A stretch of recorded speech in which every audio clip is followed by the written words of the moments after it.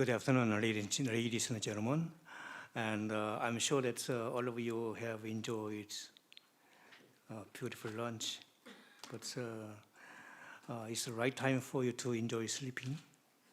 But as a moderator, I'm trying to make this time is full of knowledge and fun. Okay, and tailored employment and welfare is a Park Geun-Hye's government's policy and goal.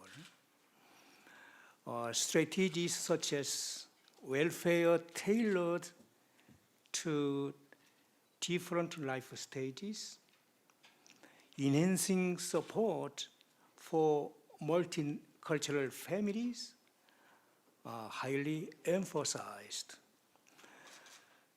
1.5 million immigrants live in South Korea. Human resource development is critical because it requires their survival economically and socially. What should be nationally strategic measures? I think your input this afternoon is very important, not only for future development in South Korea, but also significant for other outside multicultural societies. And let me introduce brilliant two speakers as well as two designated discussants. And Philippe Gnaegi, Chairman, Swiss Federal Institute for TVET, and also his former Minister of Education in Switzerland. And I think it's a further detailed introduction of each speaker is kind of redundancy because of this morning, some of your participants come here, so that's why to save time, and I'd like to introduce very important points. And also Andreas Schleicher, Director for Education and Skills, OECD. He's got educated both in Australia and in Germany. I think it's Australia and Germany are two top state of art in the field of TVET, and also he's so many positions. He's still Director for Education and Skills and the Special Advisor on Education Policy to the Secretary General of OECD, Paris. But also he worked as before in the past as a director for the project management for IEA, International Association for Education Achievements.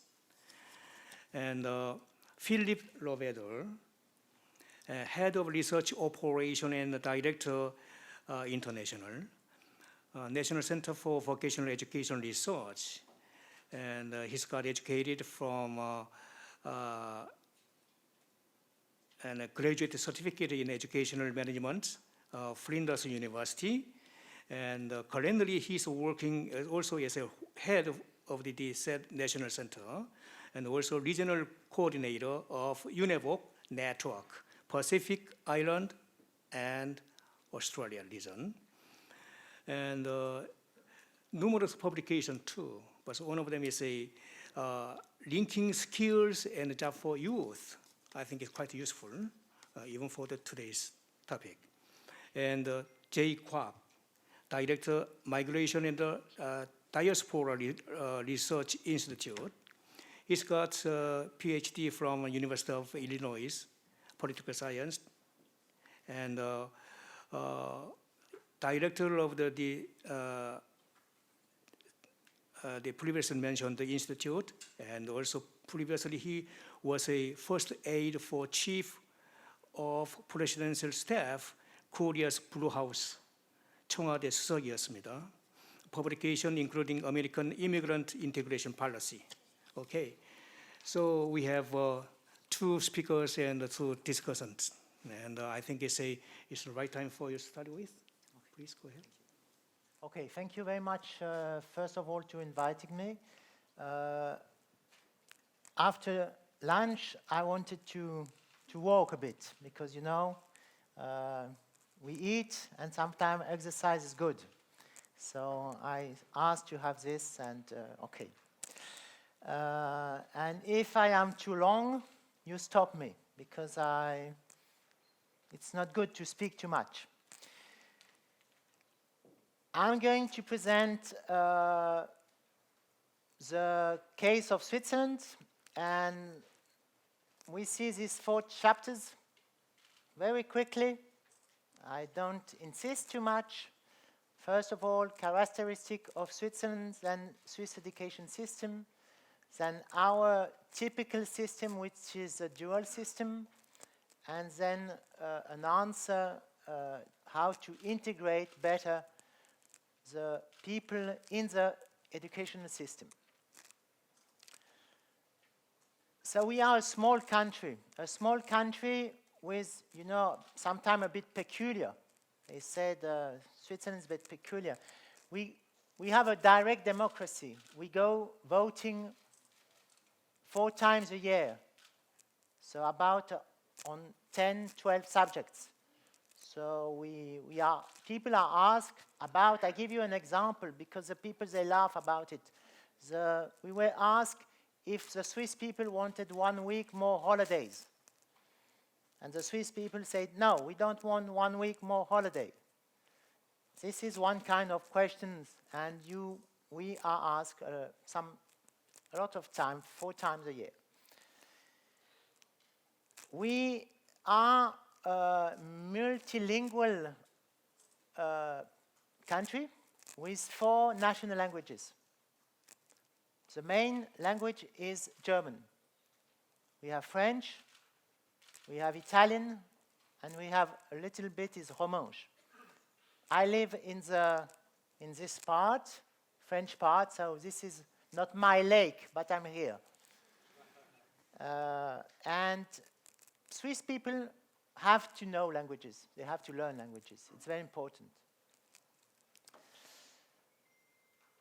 We have, I think, the same problem as South Korea, but as every European country, every developed country, less children, so we should have much more children. Our fertility rate is 1.43. It's not enough. But this is a problem, I think, of all Occidental country or developed country, I would say. And then you can see that in our country we have about 25% of the population who are foreigners. So a quarter of the population who come from abroad. So we have to integrate this person. Our unemployment rate is quite low. It's written 4.2. If you see the statistic of Switzerland, it's 3.2. From young people, it's 3.7. Why 4.2? Because I put everybody in the statistic, but normally, if you read, it's 4.2. So it's a low rate of unemployment, very low, and I think we are proud of it.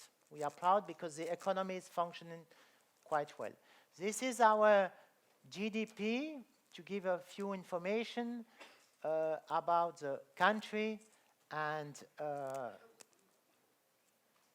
so this is important. I show you this because I will speak after this of vocational education training. And I think it's the reason of our riches. And also of our low rate of unemployment. How is it in Switzerland? Our schools are public. 95% are public, non-private. Students don't pay anything. It's free of charge. So you don't pay when you go to school. It's a non-religious school, and we start school with 4, at the age of 4. And compulsory is from 4 till 16. We don't go in the details, but you see, you have 3 levels. This is 1 level, obligatory. This is the 2nd level. This is the 3rd level. But what is important, and that's a big difference with, I think, other countries. We have 2 ways. We have academic way. We have the professional way. But no, the professional way is not under the academic way. These 2 sections are equivalent. And we also have professional university. So not only academic university, only professor of academic university. I also teach at university. We have also professional university. So level is equivalent. And this is very good for the students. They can choose either academic, either professional.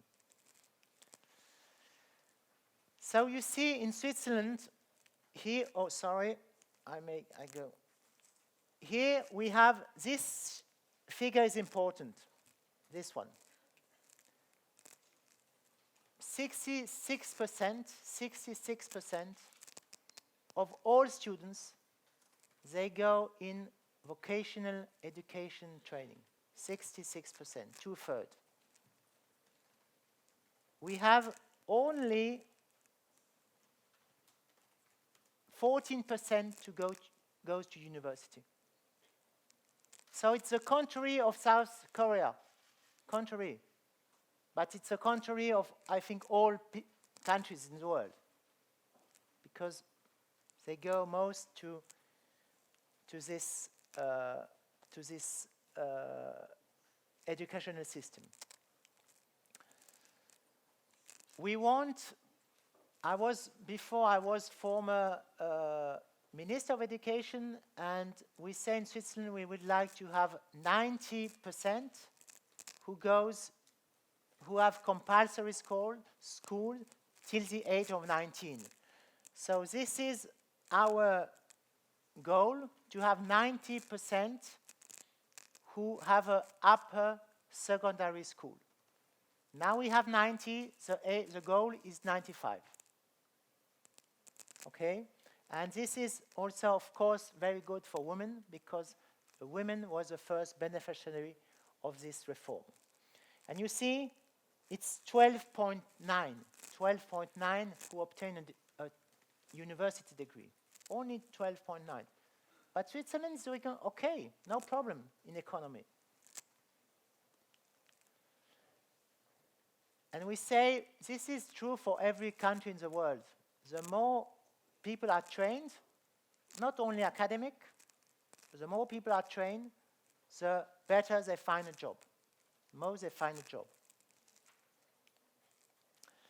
Now, third part, our dual system. Our dual system. It's really why we call this dual system, because you have students, they worked 3 or 4 days in a company, not at school. 3 or 4 days in a company. And they go 1 or 2 days to school. This is our system.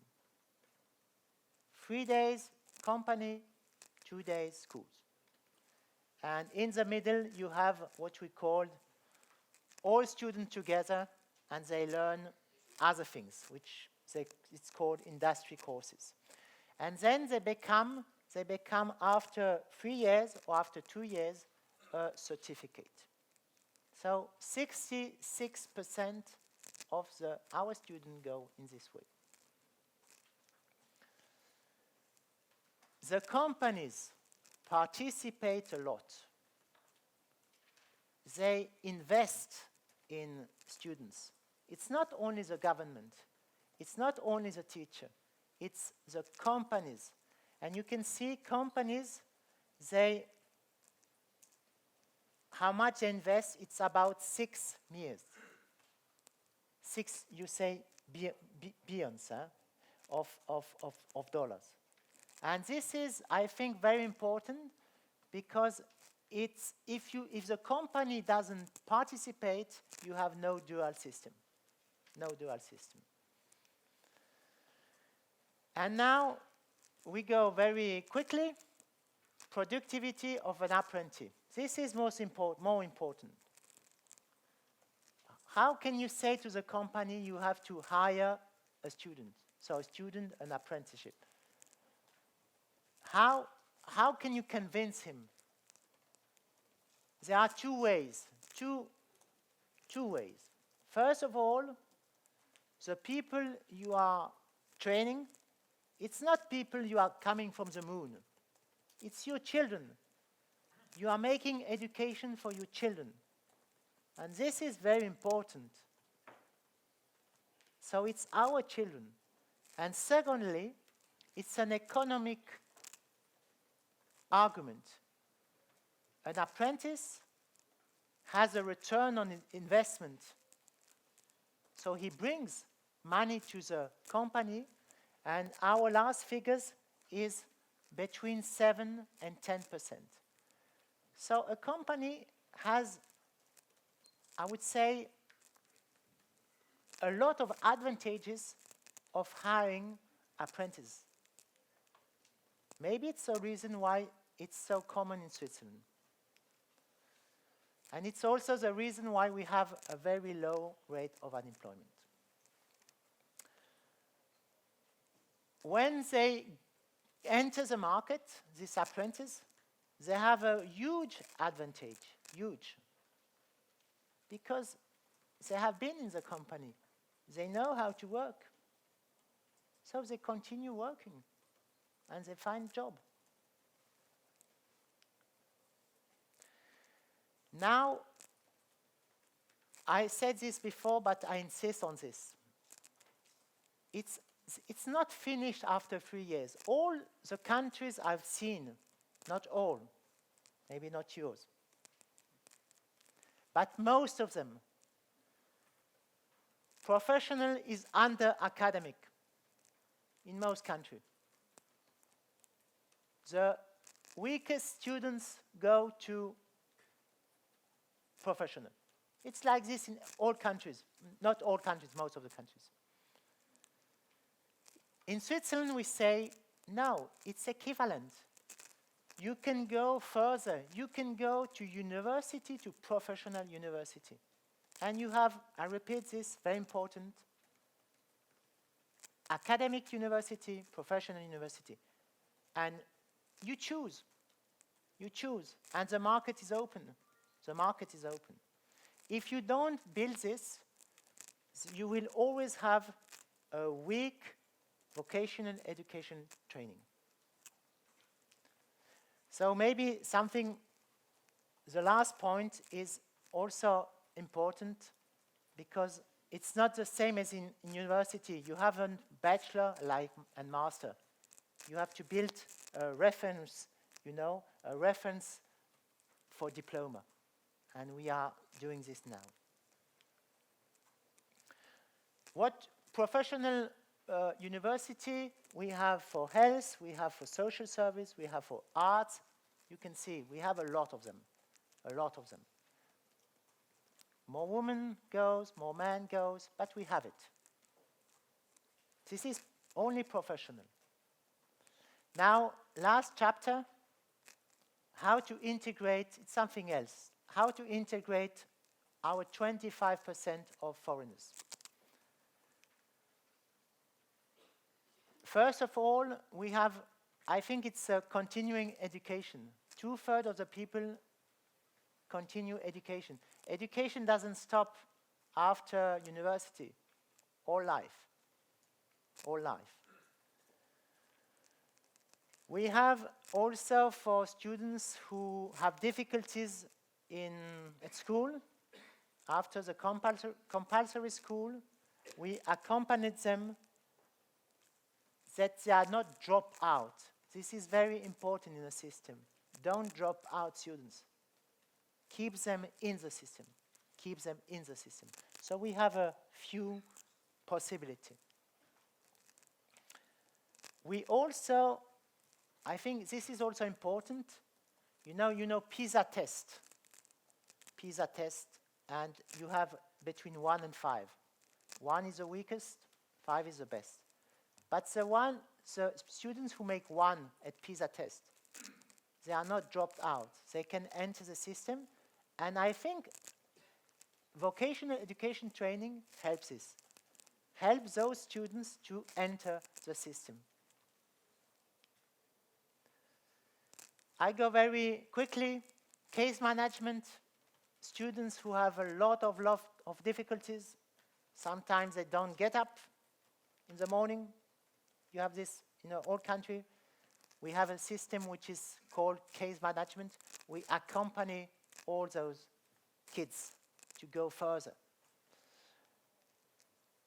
And what we have made for weaker students, we say normally it's 3 years to get a diploma.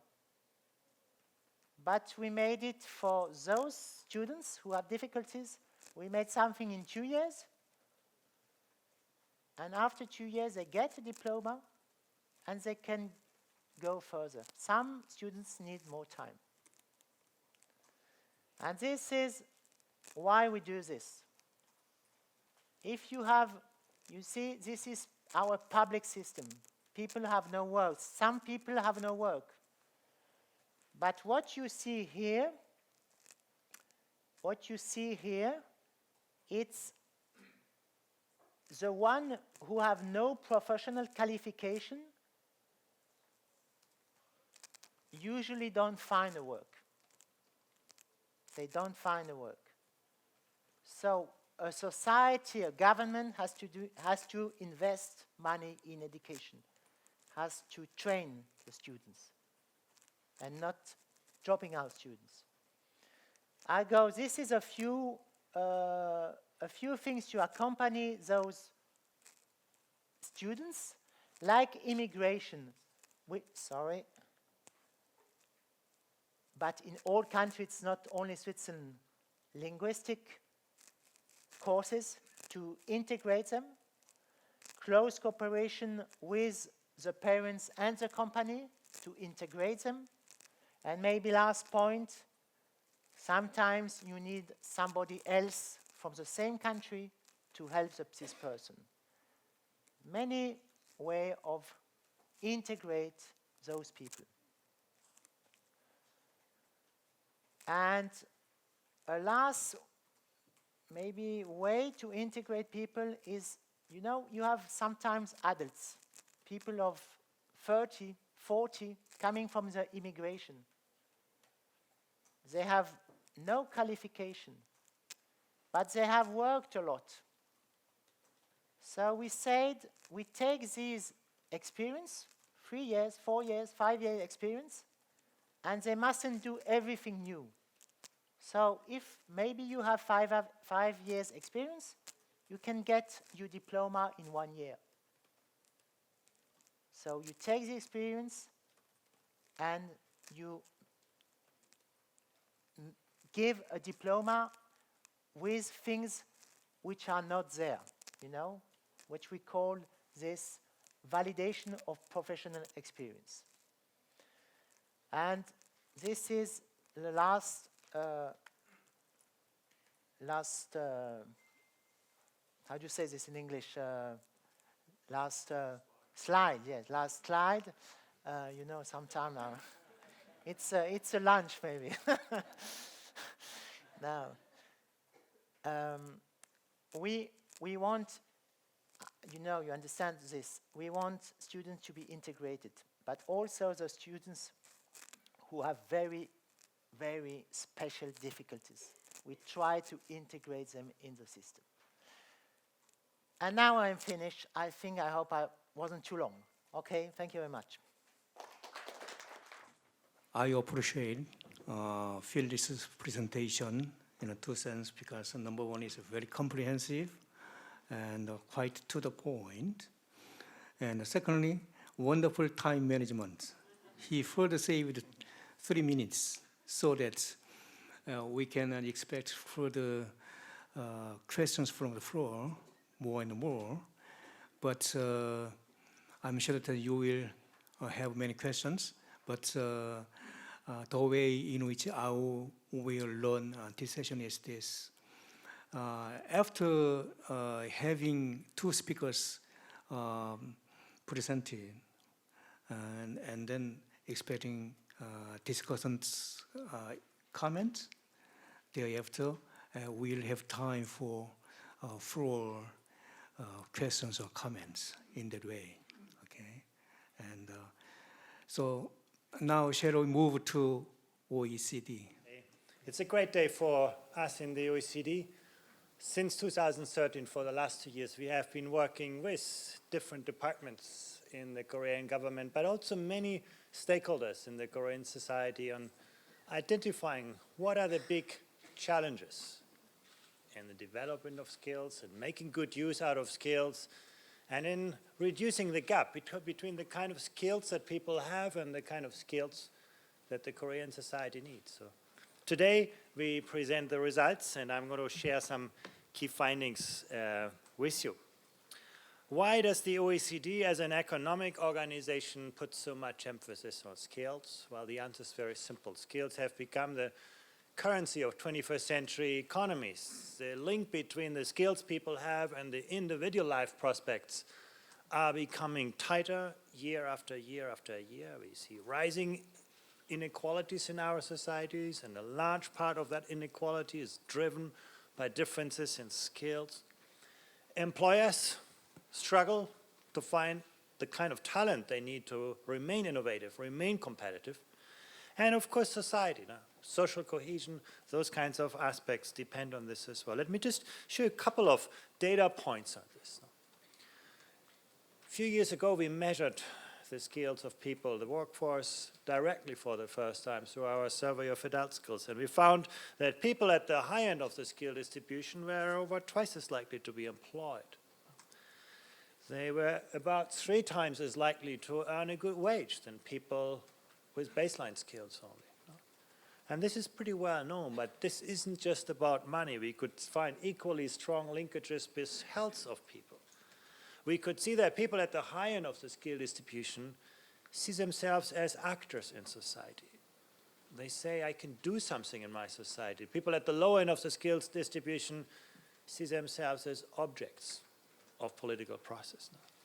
Even trust in our society. And that's the kind of glue that holds together democratic societies, is not just predicted by the quality of institutions and other people. It's very much predicted by the skills that people have. So it's not just an economic agenda, it's an important social agenda as well. Now, Korea has been an amazing success story economically and educationally.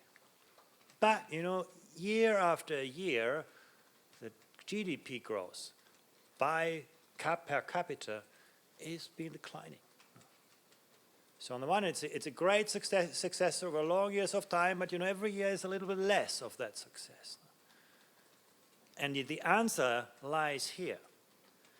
When it comes to resource utilization, Korea does extremely well, much better than actually better than any other country. Making people work hard, Korea does really well. Koreans are very sort of hard-working people.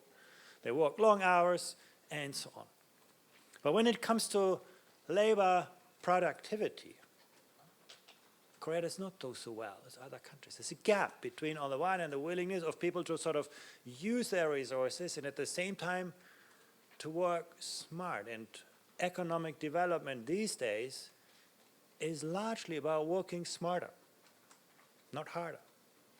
And working smarter is a story of the skills that people have and the effectiveness in which those skills are being utilized. When I showed you these bars, the impact that skills have on the life chances of people, they're actually shorter in Korea than they are in other countries, which means that the returns to education are a little bit lower. People compensate by working long hours, but the returns per hour are lower. When you go to the United States, you find the opposite picture. In fact, the Korean education system and that is true for, for many decades now, is far stronger than the education system in the United States. And the Korean people are much smarter than people in the United States on average. At least that's what we test in our skills data. But, the American economy is much better than the Korean economy in extracting value from the skills that people have, turning better skills into better jobs and better lives. And those are the kind of mechanisms that have been trying to study. You can see this nicely summarized here. The strategy of, human resource utilization worked very well in the past, when there were more and more Koreans. But actually, in a couple of years, the tide is going to turn. Korea will see, like most sort of industrialized nations, a decline in the workforce. You will have fewer people, and that again means fewer people need to become more productive. So the past strategy that Korea has been very, very successfully utilizing, deploying more and more people, is going to be challenged. And that, I think, highlights also the importance for skill development. Migration. People talked about it already here. You can look at different forms of migration. You can see over the last few years, actually, there's been lots of things happening in Korea. The trend is still much less pronounced. We talked about Switzerland here, 25%. Korea is 2.5%. Still a very small slice, but it's growing. Something is happening that basically the labor market is requiring people from abroad. But when you look at the composition of this, these are largely people with relatively low qualifications, with visas that only allow them to work for a relatively short period of time. So is this going to be a long-term, a viable strategy? When we talk about a multicultural society, I think the challenge of, integrating people, not just, letting them work, but integrating them is a real one, I think, that many, many countries need to work on. So how do we do this? Basically, we had a series of workshops talking to a lot of people, working with a lot of people, and I've been very, very impressed. I mean, Korea, one of the great assets is the research institutions that virtually every government has. There's a lot of very smart work being done. We talked to all of them separately, and what we're doing now is bringing them together around a table to discuss skills policies, because one of the things that we see is that no government department can solve this alone. You can have the best education system in the world. If the skills that are being developed are not the ones that are required by society, it doesn't benefit people. You can have the best labor market policies in the world, but if you can't draw on the talent that is needed, it doesn't help you. It's the integration of those kinds of policies that is so crucially important for successful skills policies. And that's basically how we have been working across the OECD, bringing our expertise together. We face the same challenges with different departments, and bringing the expertise from Korea to the same table as well. We've identified sort of 3 dimensions that are really important. The first is about developing the right skills. The second is about making sure that those who have the skills can actually use them in the labor market. Big challenge for women, for example, in Korea. And finally, it's about matching skills and making sure that they're used effectively. A couple of points I want to highlight here. Some challenges that we have identified. First of all, and I think we heard this already, tackling the overemphasis on academic studies. Academic success is often revered as the only route to success. Korea is not alone in that, but it's certainly a good example of this. And we see the consequences on the labor market. Now we see young people with university degrees who cannot find a job, and at the very same time, employers telling us we cannot find the people with the skills we need. And that is a sort of combination that is serious. Entrepreneurship. Educating people not just for a job, but educating people to create a job. Building kind of the innovative economy, very, very important. And then also adult skills. Korea has seen this dramatic, this remarkable success of getting more and more people to better skill levels. If you look at the educational trajectory, it's probably the biggest success story in the world. But the reality is, it leaves many people behind. Those who come from the past, who did not have the luck to go to today's great schools, actually don't often have those kinds of skill sets. And how does Korea actually manage that? On the area of activating skills, particularly giving women a chance to actually use their skills productively. And that means finding more flexible ways to combine family life, work life, and so on, facilitating the school to work transition, activating older workers. Very important. Korea has enormous skills assets that are currently not being deployed effectively. This is our finding. And then improving the skill match, reducing the mismatch between the skills that people have and what is required.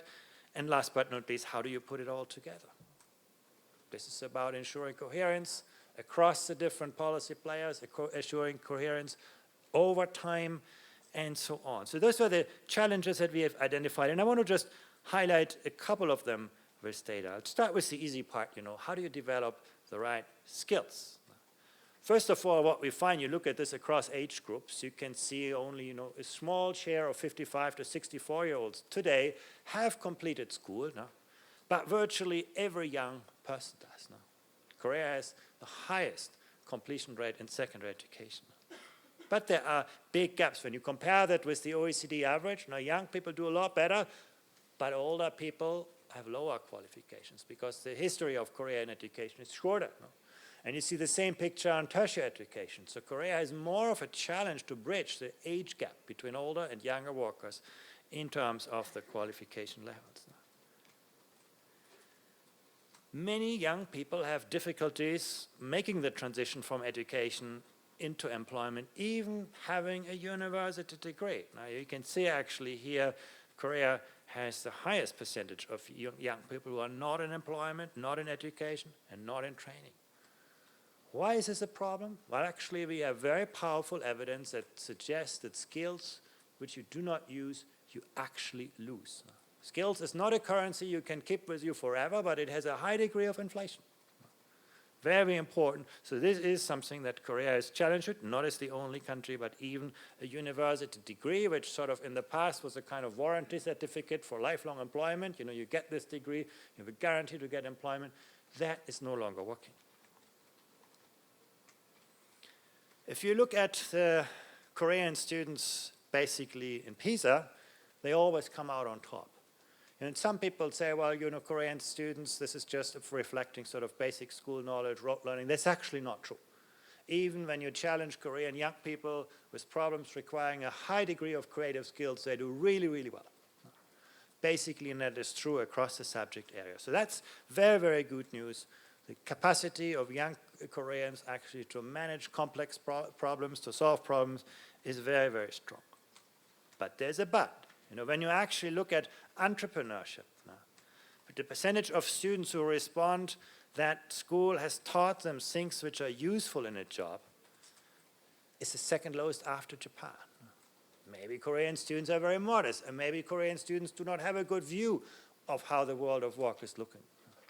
But still, that share is sort of a lot lower than you would expect. You would expect that young people have this idea, well, I'm going to school to learn something that's going to help me later in life, and that share is actually quite long. You can see that also reflected in the entrepreneurial sense. On the horizontal axis, you have students saying whether schools help them in understanding the roles of entrepreneurs in society. And there you can say basically, for example, Korea and Finland, United States, and so on, Iceland, they all are quite well positioned. But when you look at, has schools broadly created a favorable image of entrepreneurs? Is it a good thing?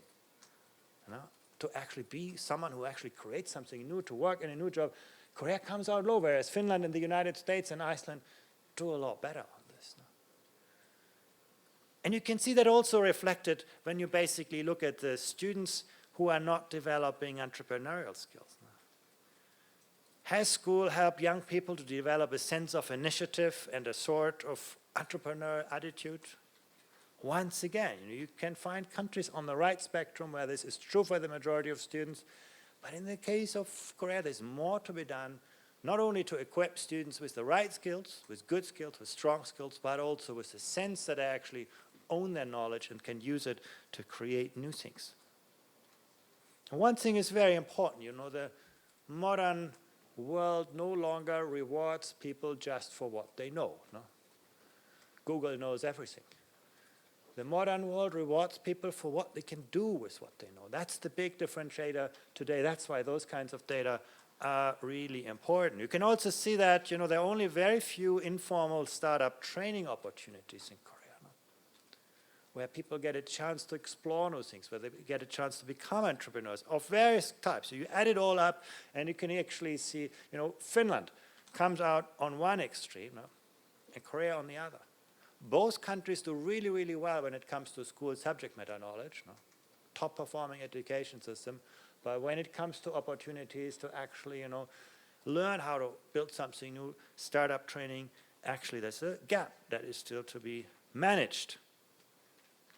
The gap between young and older workers. This is actually a really interesting story. We measured the skills of adults. I mentioned this already. That's the average here.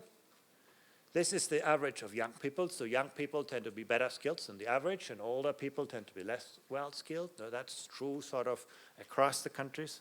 But then you see how different countries are.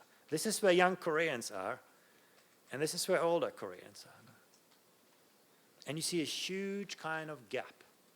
And this is the amazing progress that Korea has made in equipping people year after year with better and better skills. The young people today are better skilled than the OECD average. The older people actually fall significantly behind. And there are other countries as well. You can look at Spain, you can look at Finland, also making big progress, France, Germany. But then you come to Norway, and there things start to look bad. The young people are less skilled than their peers, and the older people are better skilled. And you go to the United States and the United Kingdom, and look at this. The young people moving into work today are no longer better skilled than the old people moving out of work into retirement. And this is quite dramatic, because the world of work today is much more skill-intensive, much more demanding than the world 20 years, 30 years ago. So the intergenerational progress has been phenomenal in Korea. But, the older workers had very few chances to catch up. That's also what we find. I want to show you a couple of data slides on this. When you look at the likelihood of participating in job-related learning and education among sort of adults, you can see if you're in Norway, if you're in Denmark, and in Sweden, you get many chances. Learning is distributed over the life cycle. Now you decide what you learn, how you learn, when you learn, where you learn. Work and learning is always connected. But when you get sort of to countries at the other spectrum, in Korea, there's very little investment in the skills of adults. And that means adults, older workers, have often a very, very great difficulties to keep connected to a fast-changing world of work. And that's something that's going to be ever more important. Our labor markets, our economies are changing at an ever faster pace. You can no longer prepare young people once for a lifetime. People need to upgrade their skills every day, continue to invest in the development of the skills. And you can see here there are big gaps to be filled, particularly in the context of a country where the intergenerational difference is so pronounced. But I want to also say that, you can develop the most talented population in the world. And Korea has done really well on that. But the second challenge is making sure that we can actually use those skills in the economy. And there's another set of challenges that we find. The first is the relatively low labor market participation of women. It's very tough in Korea to balance work and life. And this is not just about, lack of early childhood education and care. It's also lack of flexibility in the labor market, in the workforce, in employment, and so on. And that's something I think is a very, basically it suggests that many young women that are actually extremely well educated in Korea, sometimes better than men, often better than men in fact, and if you look at the young population, doesn't translate into employment, doesn't translate into earnings. No? So there is a gap to be filled in using the assets that are actually available.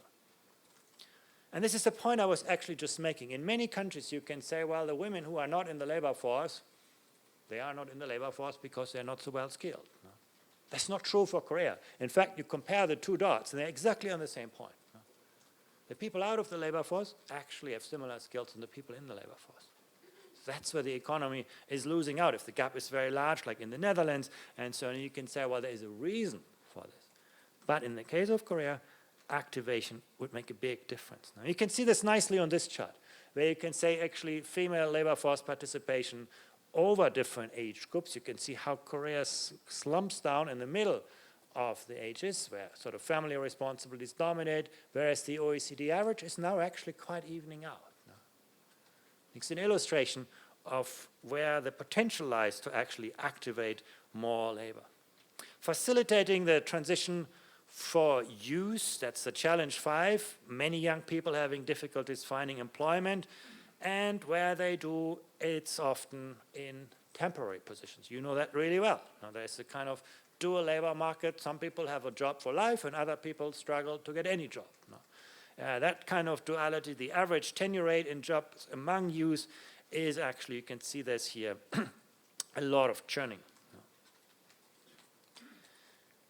And that also has, some people say, you know, temporary work is nothing bad, and it's true. You know, temporary work, if people hop jobs, they find out many opportunities, can be a great thing for young people. No? They get different experiences if it leads to stable employment over life.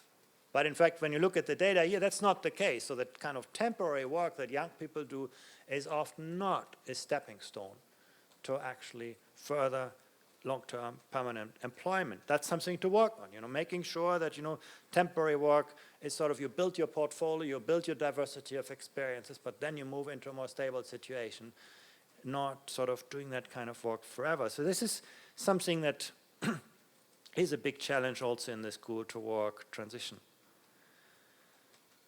Combining study and work. We heard the example of Switzerland, a country that does that really well, that integrates the world of learning and the world of work in multiple ways. Even the academic sector has a lot of work experience. The vocational sector has a lot of focus on transversal skills in the case of Switzerland. And that's so important because you learn many of the skills that are important in life in their use, in their application. Think about character dimensions, you know, leadership, resilience, curiosity, teamwork. All of those things are very, very hard to teach in a kind of school-based context, but you can acquire those skills in a real-world context. So there are some countries doing really well on this. When you look at the share of students who combine study and work, but there are some countries where this is actually a rather rare experience for young people. And again, you know, like in Switzerland, in the research that we saw here, the OECD finds that the combination, the integration of the world of work and learning is often very conducive to subsequent employments, particularly for young people.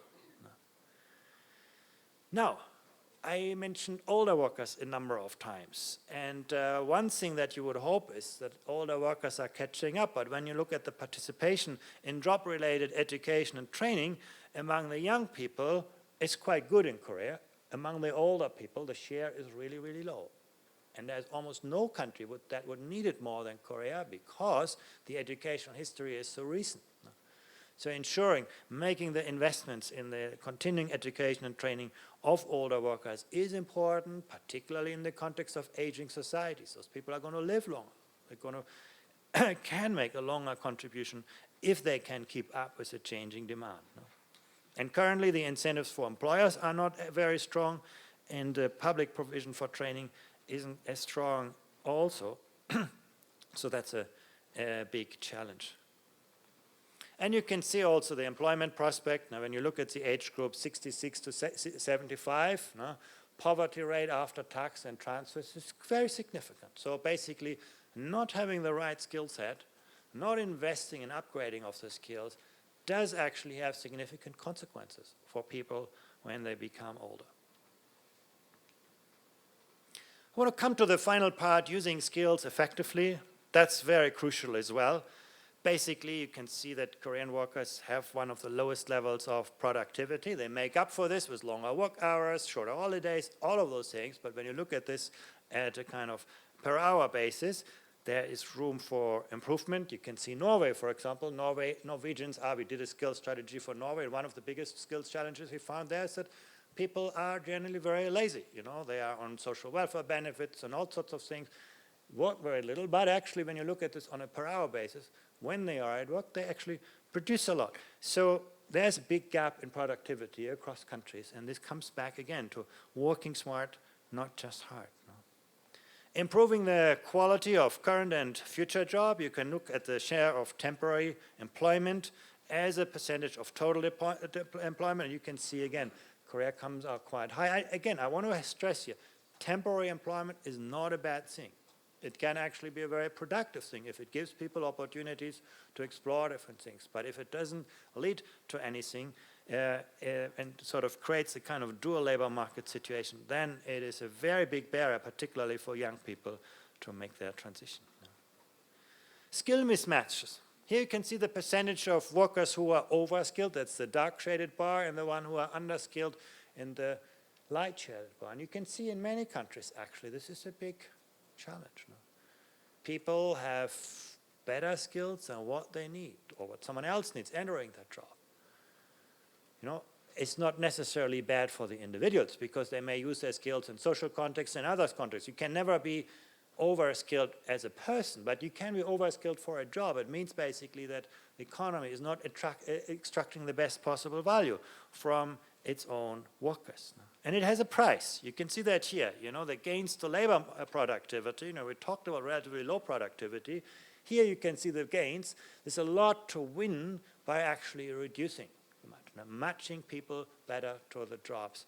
And that means, you know, creating a flexible labor market that is very responsive, but also finding out what skills people have. As long as we just count people's degrees and certifications, and this is your only entrance ticket, and then afterwards you just get paid every year a little bit more, we're not looking at people's skills. The economy needs to become better at identifying what are the skills that people actually have. How can we use them best? And that means also taking into account the skills that we develop later in life, and also maybe take into account that we lose skills that we do not use. I'm a good example. You know, I'm a physics graduate. That's where I got my degree in university, a good degree. If you put me into a laboratory today, you know, I'm not going to do a good job. A, because the world of physics has developed tremendously since I completed my degree, and B, because probably I've forgotten a lot of great things that I learned at that time. But I have acquired other types of skills in the work that I'm doing now. Now, they are not showing up in any CV that I can present. But becoming better as an employer to recognize the skills of people rather than just looking at degrees and qualifications is absolutely central to actually reducing this gap and realizing the quite important productivity gains that Korea could achieve. Now, that is actually also varying by region. That's actually really interesting. There are some regions, you see them here marked in light shaded, which we call a high skill match situation. Now, employers are demanding highly skilled people, and people have great skills. And that is so important because that's the only area where you make money, nicely around Seoul and so on.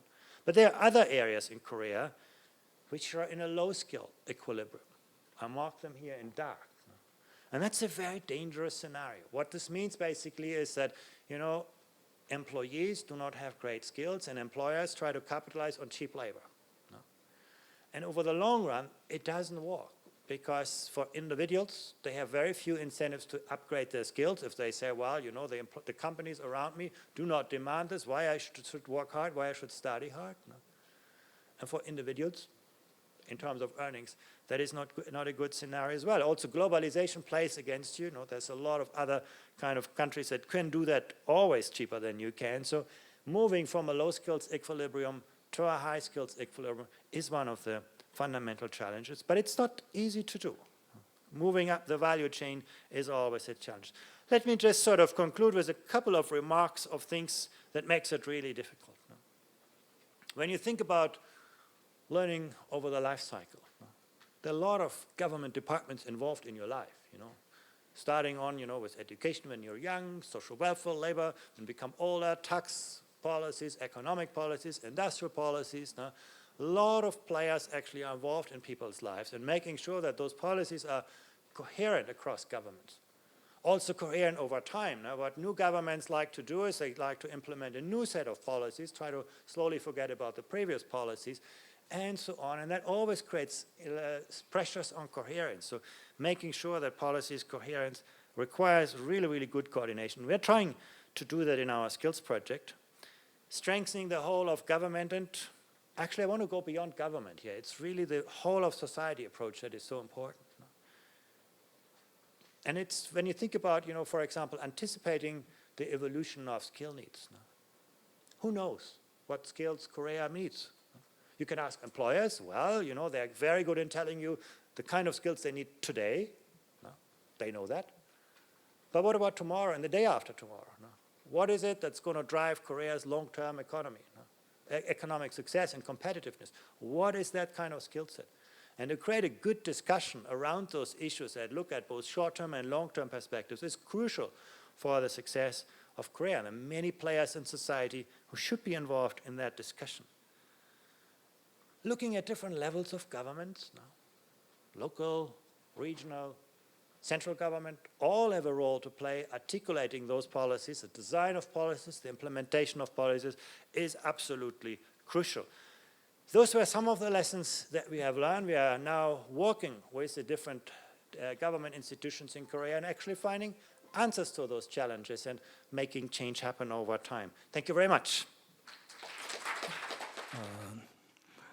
I am very happy to say that this afternoon we have two brilliant presentations. And first presentation about importance of dual system, which does not exist even now in South Korea. Somebody say that Switzerland is a small country, so it's a quite different context. So adoption of the Swedish system into some larger countries is real relevant. I think it's a horrible nonsense. So even though that's true, that taking out of any benchmarking system from the country where the system was born is very difficult. However, it provides wonderful significance. So I think a dual system is 2 or 3 days and 2. So company and school to work, work to school systems. It's wonderful also in Australia and Canada. And think about that, larger countries where it's well done. So I think so we have to take it seriously. And also the OECDs, how nice, it's a very up-to-date data systems, very comprehensive. And some of you now in graduate students who are interested in this area, and it's excellent for you to have a wonderful the reference systems. So also he just touched upon of every corner of that data, which will be composite elements of so-called skill formation. Skill formation is one of the challenging areas where our country is still lacking. Skill development and should be transformed into a system of skill formation. I know, socially, economically, and 3 actors should act collaboratively in a well comprehensive way, and we have a lot of areas to go further. We know that. That's why I say that we have wonderful sessions this afternoon, and I'm sure that some of you or many of you will have a lot of questions when welcome later on. But just be patient. We're going to have 2 brilliant discussions. Okay, and first, and Philippe. Thank you very much, Mr. Chairman. Look, I'm going to be quite brief because I share the view of the chair that we need to make sure that we have some time to have some interesting discussion. I'm going to take very briefly a different perspective and touch a little bit on some of what Andreas mentioned around social cohesion. Beside the skills agenda, which has been a big focus of the conference, it's important to know that there are other factors that are important to consider in terms of ensuring that people can use their skills that they've already got. I saw some figures recently, I think, for the International Labour Organisation that mentioned that there's somewhere around 232 million migrant workers globally who have moved countries for employment-related reasons. And this trend has just continued to increase all the time.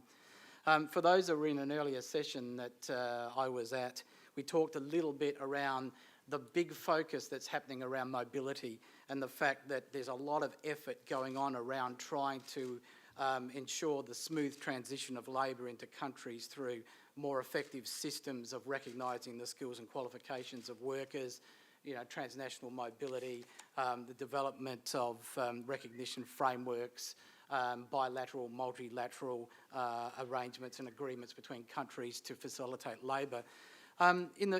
Just a few minutes I'm going to spend, I'd just like to quickly move just beyond that to also mention that within countries we also need to have good policies and mechanisms in place to ensure that overseas workers who have already got their skills are successfully integrated, and to ensure that we don't continue to see, like we are in many countries, where we see skills wastage, where people who have skills already from another country, for one reason or other, cannot use those skills in their chosen profession in their new country.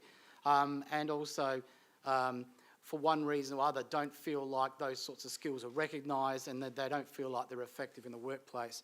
I think having linked up social, health, employment, economic policies at the national level that are deliberately connected, that they're comprehensive enough to link together a range of skills acquisition, employment, social, health-related programs is important to ensure that migrants successfully integrate into modern workforces and also feel like they can participate more effectively in the broader community. I think in a service delivery sense, establishing meaningful partnerships, and I think Andreas mentioned this too, and certainly the previous speaker from Switzerland, establishing meaningful partnerships between governments, service agencies, employers, industry, local and regional economic and employment boards, career professionals established within countries are essential to support people as they transition to a new society. I think within increasingly multicultural societies comes challenges around better managing cultural diversity in the workplace from an HRD perspective, to enable enterprises in particular to better understand cultural diversity and how to manage it effectively requires a commitment from the top to an open and receptive workplace, to think about how we communicate in the workplace, so in other words the language of work, including things like instructions, rules, expectations, and also recognising individual difference and offering more flexible workplaces where it's needed. If we're to ensure that new workers are ready for the modern workplace, we need to provide them with the sorts of training in language skills, career management, workplace standards, occupational health and welfare concerns and responsibilities.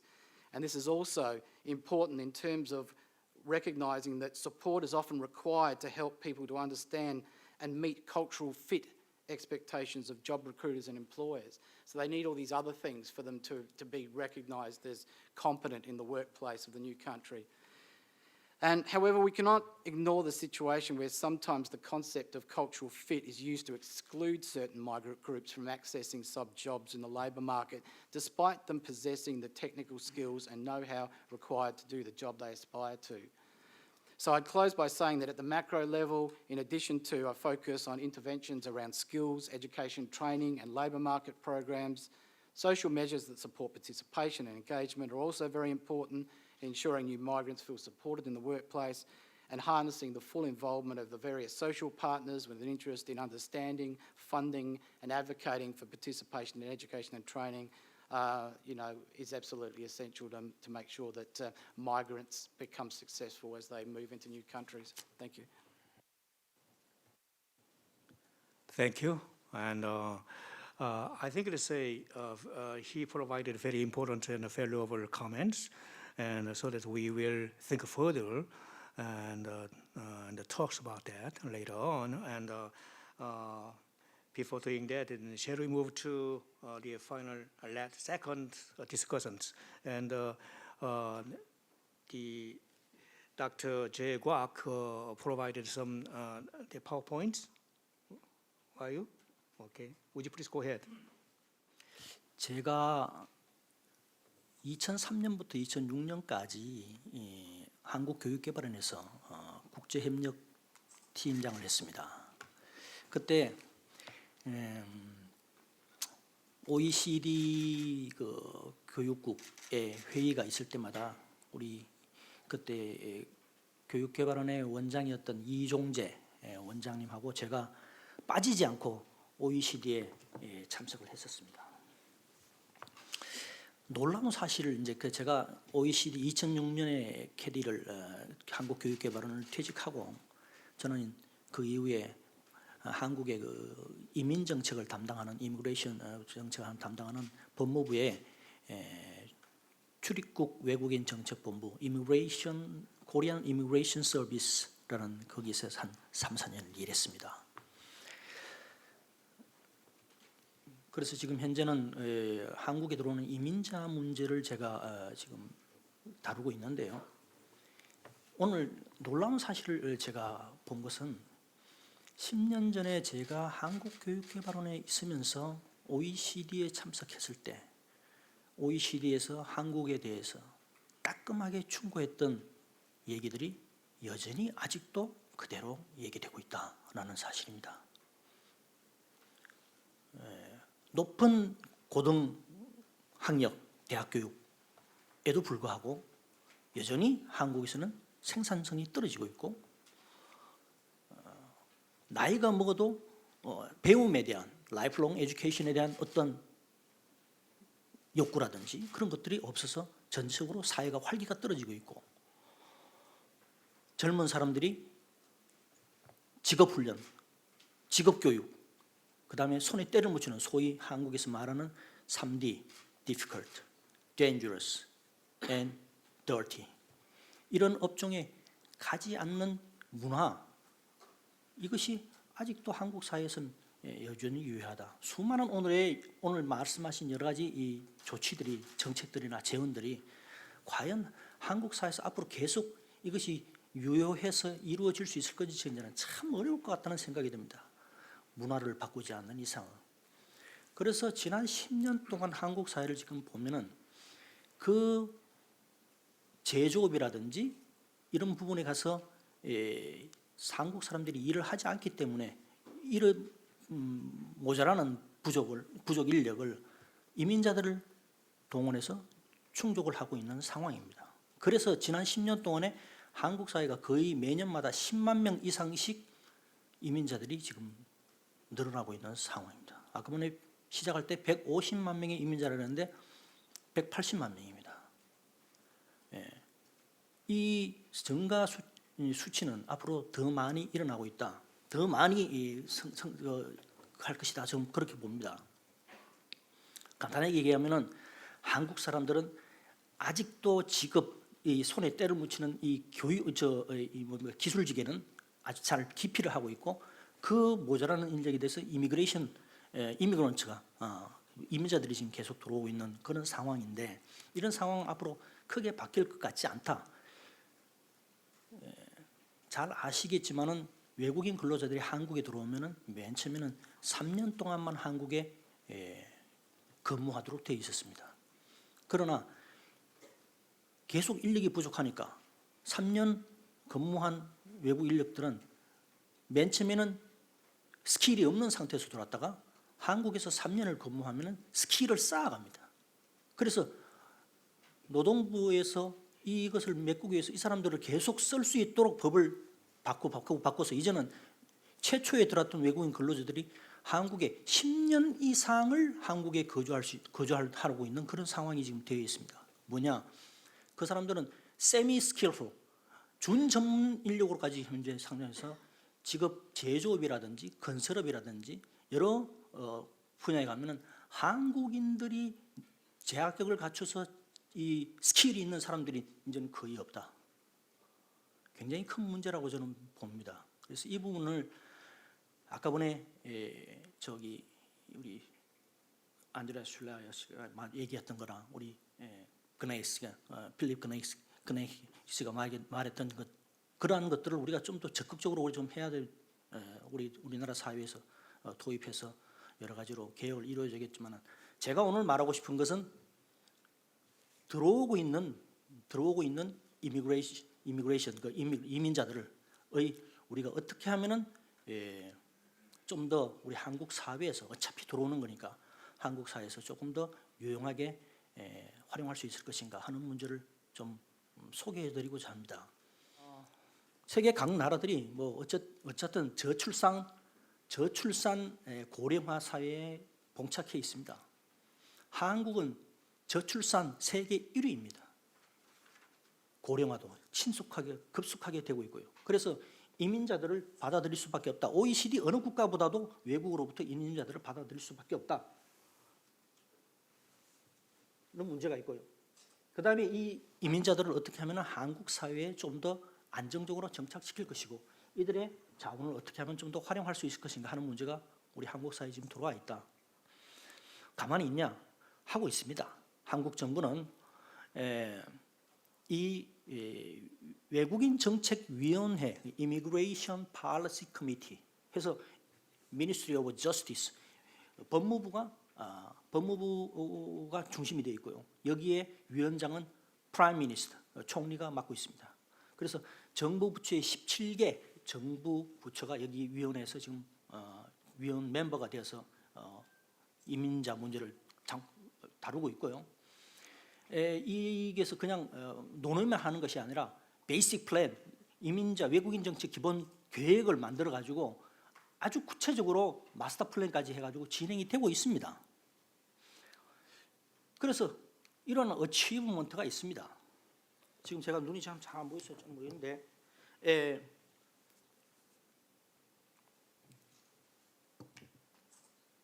법무부가 중심이 돼서 외국인들이 전문 외국인들이 한국의 비자를 빨리 받을 수 있도록 하는 컨택 코리아라는 홈페이지를 만들었고요. 그다음에 외국 인재들이 한국에 들어오면서 일자리를 잡을 수 있도록 여러 가지 정보들을 제공하고 한국 기업의 정보를 제공하는 휴넷, 휴넷이라는 시스템을 또 마련했습니다. 마련한 지가 한 4, 5년이 되는 걸로 제가 알고 있는데요. 컨택 코리아는 나름대로 E2 영어 회화 강사들이 들어오는데 자주 좀 활용되고 있는데 아직도 그 활용도가 미비하다. 그다음에 휴넷도 또한 제가 볼 때도 여러 가지 질이 떨어지고 있다. 이런 부분에서 여러 부처가 한국의 여러 부처가 Immigration Policy Committee 외국인 정책위원회에 참여하고 있지만은 교육 분야라든지 Ministry of Education 혹은 Ministry of Labor 이런 관계 부처에서 이 Immigration Policy Committee를 좀 더 적극적으로 좀 활용을 해서 이러한 것들을 컨택 코리아라는 휴넷 코리아의 외국 인재들이 좀 더 활용할 수 있는 어떤 전략들이 마련될 것이 필요하지 않겠나 그런 생각이 듭니다. 두 번째로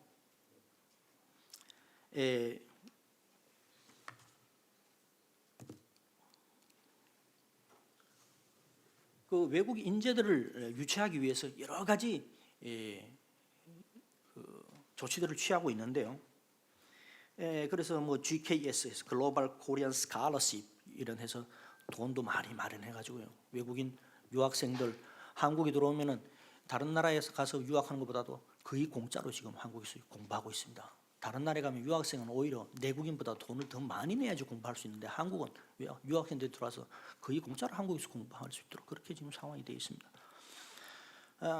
그리고 그 외에도 여러 가지 스칼러십이 많이 되어 있고 정부에서 신경을 쓰고 있는 걸 알고 있는데 유학생들이 자기 학업을 마치면은 여기서 짭을 잡고 나중에 한국에 계속 영주권을 받을 수 있도록 법무부에서 정책을 만들어 내놓고 있습니다. 그 Immigration Policy Committee.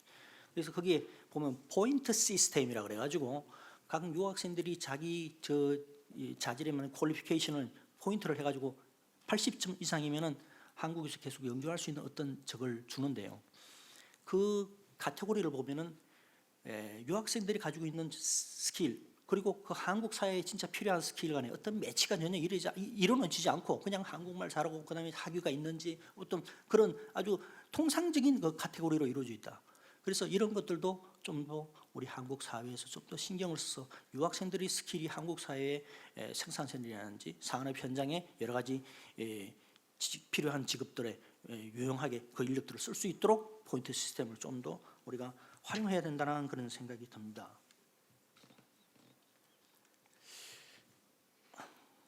소셜 인테그레이션 프로그램인데요. 한국에는 KIIP 해서 코리안 이미그레이션 인테그레이션 프로그램 해서 한국에 들어오는 유학생이나 결혼 이민자나 혹은 어떤 준 전문 인력들이 한국에서 계속 있기 위해 앞서는 KIIP 사회통합프로그램 한국 코리안 이미그레이션 인테그레이션 프로그램을 이수하도록 되어 있습니다. 그런데 저희 기관도 이 코리안 이미그레이션 인테그레이션 프로그램을 하고 있는데 480시간인가 460시간을 이수하는데 400시간은 한국어 교육이 되어 있고요. 그다음에 나머지 한 50시간은 한국 사회의 문화 해서 한국 사회 문화를 가르쳐 주는 게 되는데 이민자들이 여기 참여하는 이민자들이 자기 본국에서 교사로 있었던 사람 또 어떤 자격증을 가진 사람 그런 사람들이 굉장히 많습니다.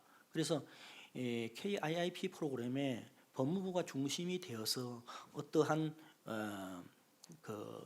한국말만 가르치고 한국문화에 대해서 대충 수박 거달기식으로 그냥 지나가는 그런 사회통합 프로그램이 아니라 아마 독일에는 그렇게 돼 있는 거라고 하는데 좀 더 한국 사회에서 어떤 자격증이라든지 어떤 스킬이 있는 사람들은 빠른 시간 내에 KIIP 프로그램을 패스하고 한국 사회에서 자기 자격을 좀 더 할 수 있는 퀄리피케이션 시스템 같은 것들이 좀 마련하지 그 안에 좀 KIIP 안에 통합될 수 있도록 해주는 것이 좋지 않겠나 그런 생각을 합니다.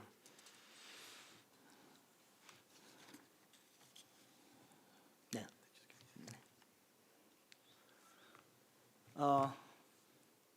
그다음에 뭐 우리 한국 사회가 나머지 그 인터내셔널 코퍼레이션을 위해서 여러 가지 활동을 하고 있는데요.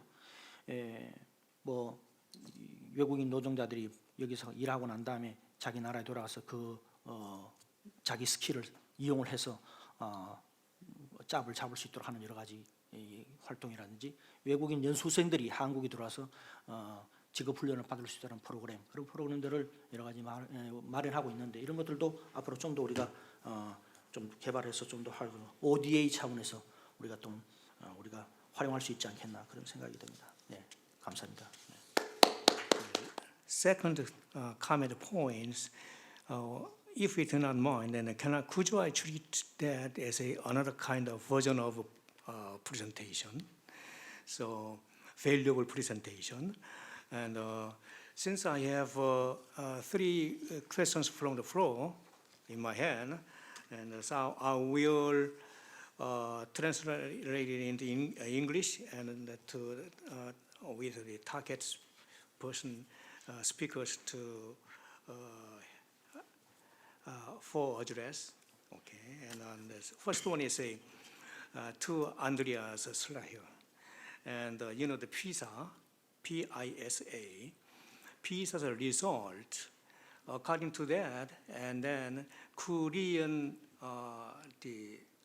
middle school education system is a quite of high value, but nevertheless, in Korean society, some of them they regard it as kind of Korean middle school education system as a not significant, not positive one. And the question is, could I take your presentation point as a evidence why Korean sectors of some societies think that the Korean middle school system is not positive? Is it all right? Or if we do not completely agree with that, and please add up your point, that's the question. And then Philippe Gnaegi and Andreas Schleicher, would you please help me or some Koreans appreciate VET schools in Korea? And because parents of young school students send their children with very, very few numbers to vocational educational training, and also have companies quite neglect to provide friendly training programs. And while they are working in company, and then so they reluctantly send their company employee to VET schools. And under this circumstances, that would you help me how we can collectively appreciate vocational education schools in Korean society? And finally, to Andreas Schleicher, and there exists a huge gap between workplace level and the official education. And particularly with regard to education efficiency. So a lot of questions are raised because of that. And the professors and the school teachers, in terms of their education teaching method and attitude, quite undesirable. Under the circumstances of skill promotion and the gradual needs for adjustment, and Korean education should be upgraded and enhanced in various senses. What is your advice for that? That's all the questions.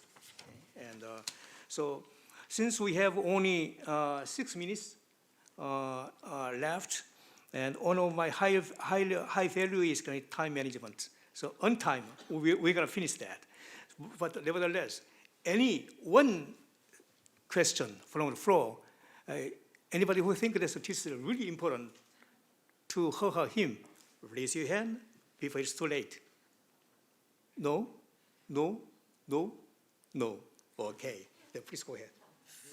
Maybe for helping, so cooperating with Korea. So on yesterday we signed an agreement with MOU with HRD, and I think Switzerland is like other countries, but Switzerland is quite willing to cooperate. I think you can't copy a system. You have your culture, you have your habits. You can't make exactly the same, but cooperation, for me, it's very important, and Switzerland is ready to cooperate with your country. And I thank you very much to having invited me. Okay, thank you. Thank you.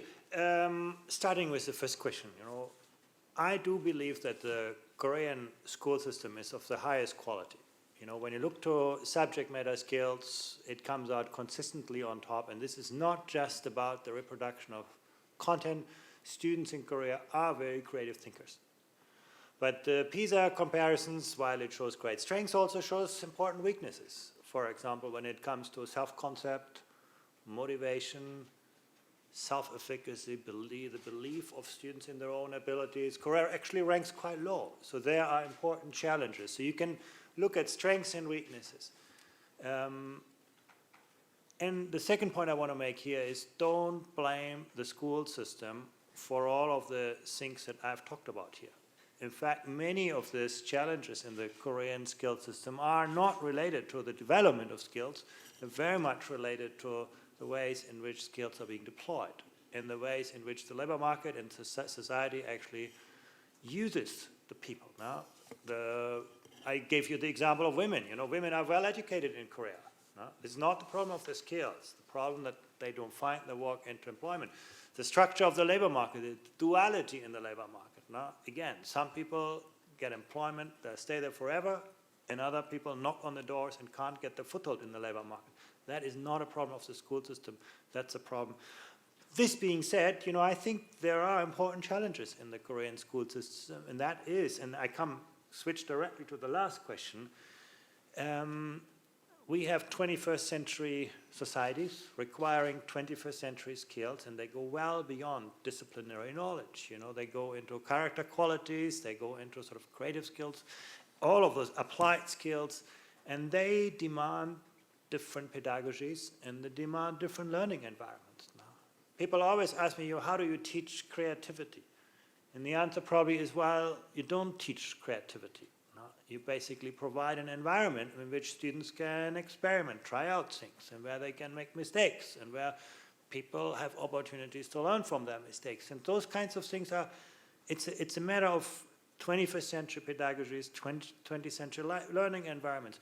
Korea is a great example of making digital learning a reality in the school system. Now, new technologies are very heavily being utilized. But that isn't just about, you know, using a computer. It's about different ways of learning. No? Today, students have access to the same knowledge that teachers have access to. The relationship between learners and teachers is fundamentally changing, and building those kinds of 21st century learning environments is a big challenge, no, for Korea, but also for many other countries. The pedagogical methods and the learning environments are very, very important to change. And that brings me to the second question. The only aspect I want to add to Philippe here is that, yeah, culture is very important, you know, and that's true for all of East Asia, that academic education is traditionally revered as the only route to success. Now, that's how all of the reward systems have been structured. And that is very, very hard to change. But the conditions for changing is to put the same premium on vocational qualifications and on academic qualifications. Now, if you look at spending, why does Korea invest, you know, many times as much money into an academic graduate than in a vocational graduate? That's not true in Switzerland. That's not true in Germany. So when we talk about the importance of vocational education, we often talk about other people's children. No? And there, sort of, we don't need to invest the same amount as for the people who go to. Okay, thank you. Yeah. And thank you for your efforts. And 1.5 minutes are left. And then still, we have 3 questions. And the one is that Philippe Rovedel just provided very important, significant comments and skill agenda related with regard to transition and smooth the translation and then recognition of primary skills and integration and methods and participation, partnership also very important, and language skills also important. And would you just provide some comments about that? And also to Philippe Gnaegi, you mentioned that companies play a very important role in individual system in Switzerland. What recommendations would you give us to countries which are quite the companies are not keen to participation in vocational education training? And also Andreas Schleicher, and Korean companies, if you look into that, and the hierarchical is very severe, and so the personal job capacity is quite downloaded, and then human resource development, employment are not, is not facilitated. And what is your solution? That's all. So please go ahead. Yeah, you know, I think I just want to be very brief. I think the recognizing the skills that people actually have is the cornerstone for all of this. Now, if we want to reward people for what they can do rather than for some credentials they got in the past, we need to be able to recognize and reward the skills. That's also the same answer on the hierarchy question. You know, if we basically only use the entrance to the labor market as the only criterion, and then we say, you know, people earn more because they become older, we're not building the kinds of culture for this. So basically finding ways to recognize and reward the skills people have is absolutely important to them. How do you do that? Well, you know, actually employers are not bad at that. Employers typically have a good sense of actually the skills people have, but they can't transport it with them. You can not get this from one employer to the next employer. So I think one big important step that Korea has done is building a national competency standard. That's creating a kind of language that you can use to make skills portable. But that's only a language. You know, you need to start using that language and giving people incentives to reward and recognize skills. And then I think you have a good chance to do that. Okay, as I have to catch a plane in 4 minutes, I will answer for the companies. I think 2 points. you have to have, if the system works, education, so teachers and students, companies and government has to work together. Otherwise, no result. Three actors, major actor. To get company involved, second point, tell them there is a good return on investment. If you hire apprentices, they will hire apprentices. Thank you. 한국말로 하겠습니다.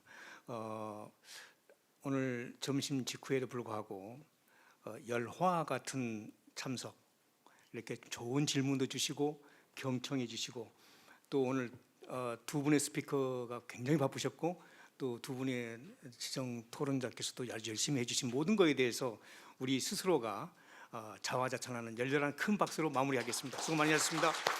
Thank you. Thank you, brother. Thank you.